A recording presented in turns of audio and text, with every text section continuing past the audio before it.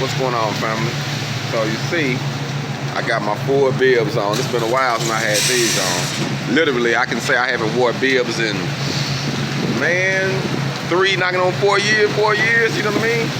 And it's cold as a motherfucker out here today. It's raining and it's probably going to ice and oh my goodness. Holding this phone, my hand is cold holding this phone right now, I'm gonna be honest with you. Like, this is unreal, man. I'm not used to it. So I got to re-ingest, but I'm ready though. You know what I mean? I'm ready to get my hog on. Rain, sleet, or snow, we gonna get to that dough. You know what I mean? We gonna get to it. Rain, sleet, or snow, we gonna get to that dough. You know what I mean? So right now it is what it is though. I'm out here getting my coffee. Just ate me a good banana and finish my sandwich, and I'm gonna see what I can come up with, man. So, you know, I like to go to the gas station therapy in the morning time. And I'm about to get up out of here though. I've been here a little long enough. Now it's time for me to go and move around. But I like just getting my mind right, you know what I mean? HogOn.